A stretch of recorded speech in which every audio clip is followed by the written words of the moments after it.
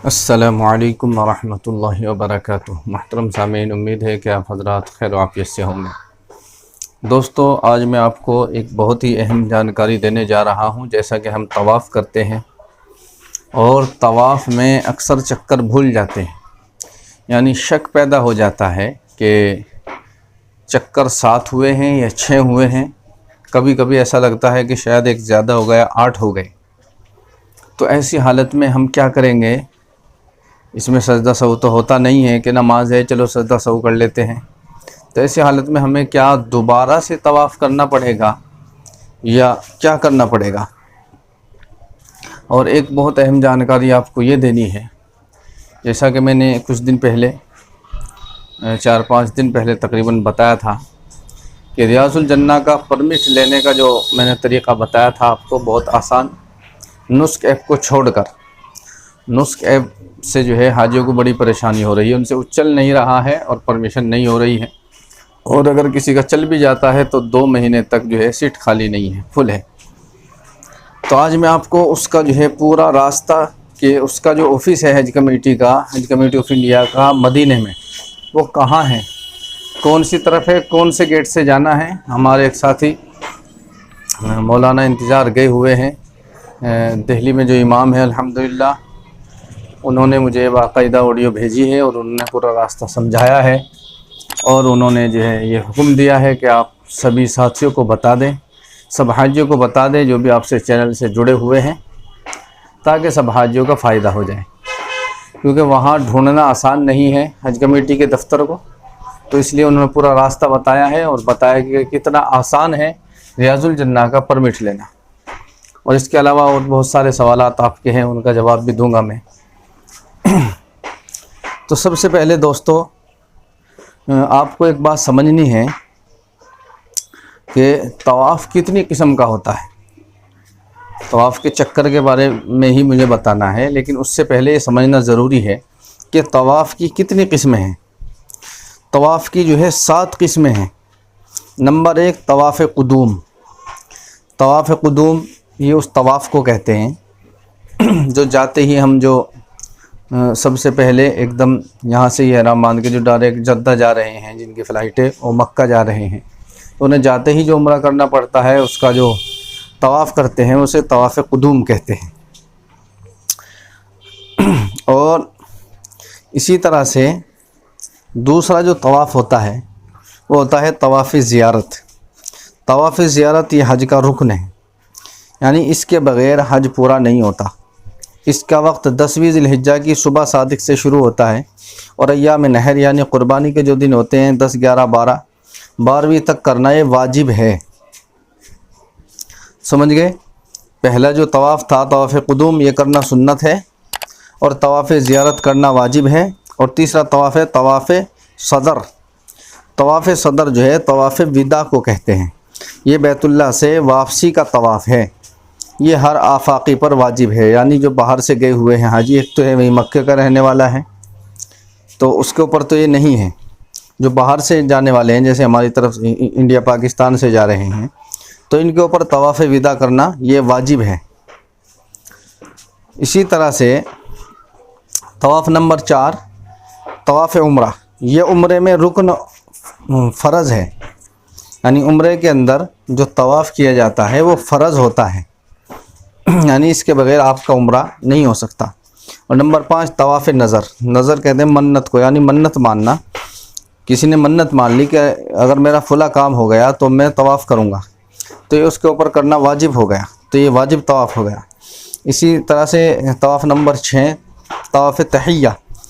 ये तवाफ़ तहिया ऐसा है जैसा कि हम मस्जिद में जाते हैं तो तहियतुल मस्जिद की जो है 2 रकात हम नफ़लें पढ़ते हैं, तो वहाँ नफ़लें पढ़ने का हुक्म नहीं है। वहाँ आप जो है हरम के अंदर जाने के लिए जो है तवाफ़ तहिया करेंगे, तो ये जो आप तवाफ़ करेंगे ये मुस्तहब है।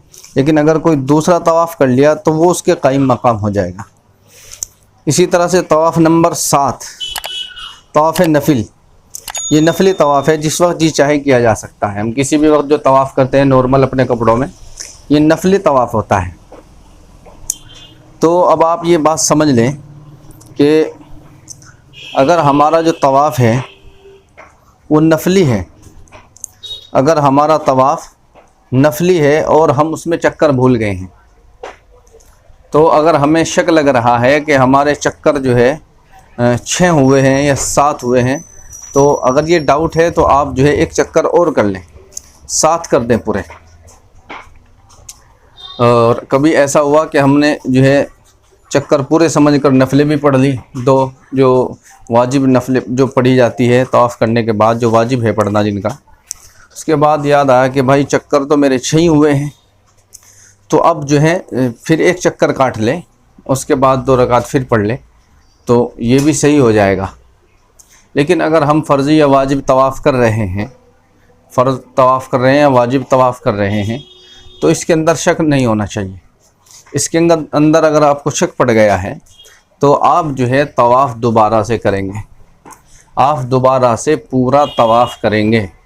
और आपने नहीं किया तो आपका तवाफ़ नहीं होगा। तो इसलिए जैसे तवाफ़ ज़ियारत का मामला है, तो इसमें जो है आप ध्यान रखें, तवाफ़ विदा है। तो ये मैंने तवाफ़ की सारी किस्में आपको इसीलिए बताई थी ताकि आपको पता चल जाए कि वाजिब कौन सा है और नफली कौन सा है, अच्छी तरह से इसे समझ लें। बहरहाल उम्मीद करता हूँ ये मसला तो आपकी समझ में अच्छी तरह से आ गया होगा। इसी तरह से एक भाई ने सवाल किया है, मोहम्मद रज़ा भाई, के मुफ्ती साहब हमारा कवर इंक्वायरी में अब तक फ़्लाइट डेट 17 जून औरंगाबाद बता रहा था, लेकिन अब नोट येट बता रहा है, क्या करना चाहिए, रहनुमाई कीजिए प्लीज़, हम बहुत परेशान हैं। देखिए भाई मोहम्मद रज़ा भाई, नोट येट का मतलब यह है कि अभी आपके लिए जो है फ़्लाइट अवेलेबल नहीं है, अभी फ़्लाइट की कमी चल रही है, जैसे मैंने कल वीडियो में बताया था। तो जैसे ही फ़्लाइट आपका टिकट कन्फर्म होगा तो आपकी फ़्लाइट जो है नोट बुक लिखा आ जाए, बुकिंग लिखा आ जाएगा और नोट येट जो है मिट जाएगा। तो इसमें आपको करना कुछ नहीं है, बस थोड़ा सा इंतज़ार करना है, इंशाल्लाह आपका हो जाएगा। इसी तरह से एक भाई ने सवाल किया है कि साथ भाई आपसे गुजारिश ये है कि एक सवाल एक ही बार पूछे। ये 2 आदमी, समद भाई है और मोहम्मद रज़ा भाई ने 3-3, 4-4 बार जो है एक ही सवाल पूछ रखा है। भाई ऐसा ना करें, एक ही बार एक सवाल पूछें। मोहम्मद अशरफ भाई ने कहा है कि ऑनलाइन फ़्लाइट की डेट चेंज कर सकते हैं क्या? भाई मोहम्मद अशरफ, ऑनलाइन फ़्लाइट की डेट चेंज नहीं कर सकते, उसे बुक कर सकते हैं, कंफर्म कर सकते हैं। जो डेट आपको शो हो रही है, अगर आप उसी डेट में जाना चाहते हैं तो आप उसे कंफर्म कर सकते हैं, बिल्कुल पक्का कर सकते हैं ऑनलाइन। ई फ़्लाइट बुकिंग का जो ऑप्शन मैंने कल बताया था उसके ज़रिए से। और अगर आप डेट चेंज कराना चाहते हैं तो उसके लिए तो आपको हज हाउस ही जाना पड़ेगा। हज हाउस जाए बगैर आपकी डेट चेंज नहीं हो सकती। तो दोस्तों, मैंने आपको अच्छी तरह से समझा दिया है। अब जो है वो ऑडियो जो हज़रत इमाम साहब ने मदीना मुनव्वरा से मुझे भेजी है, रियाजुल जन्ना का परमिट लेने के लिए हज कमेटी ऑफ इंडिया का ऑफ़िस कहाँ है, पूरा रास्ता। तो दोस्तों, आपको हज हाउस जाना है तो आपको गेट नंबर 22 से निकलना है। गेट नंबर 22 से जब आप निकलेंगे तो आपको कोई मार्केट नज़र नहीं आएगी, आप बिल्कुल सीधे चलते रहेंगे और इतना सीधे चलेंगे तकरीबन 15 मिनट तक आप सीधा चलेंगे। उसके बाद आपको जो है चॉकलेट वगैरह की दुकान नज़र आएगी सीधे हाथ पर। तो वहीं से जो है जो गली है सीधे हाथ पर, उस गली में आपको मुड़ जाना है। थोड़ा चलने के बाद में आपको जो है फिर बाईं तरफ मुड़ना है और बाईं तरफ मुड़ने के बाद में आपको एक गली छोड़कर बीच में दूसरी गली में आपको जो है एंटर हो जाना है। और वहीं किसी से भी मालूम कर लेना कि इंडिया हज हाउस कहाँ है, वहीं पर इंडिया हज हाउस आपको मिल जाएगा। इंडियन एम्बेसी आप पूछेंगे तो वो नहीं बता पाएंगे, इंडिया हज हाउस के नाम से जल्दी उनकी समझ में आ जाती है बात।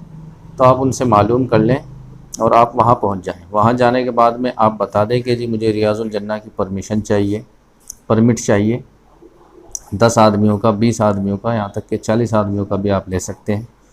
तो मेरे ख़्याल से जब आप वहाँ जाएंगे और इतनी मेहनत कोशिश करेंगे इतना लंबा सफ़र आप पैदल करेंगे तो मेरी गुजारिश है कि आप ज़्यादा से ज़्यादा आदमियों की परमिशन ले आएँ, ताकि और लोगों का भी भला हो जाए। हर आदमी वहाँ तक नहीं पहुँच सकता, क्योंकि हज कमेटी जो ऑफ़िस बनाती है ऐसी जगह बनाती है जहाँ हर हाजी नहीं जल्दी से जा सकता है।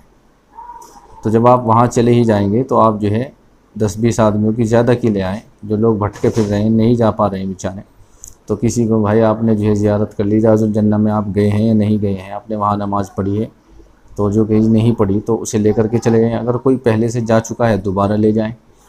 तो इस तरह से जो है आप जो है रियाजुल जन्नह का परमिट बहुत आसानी से ले सकते हैं और बिल्कुल फ्री में ले सकते हैं, इसमें कोई चार्ज भी लगने वाला नहीं है।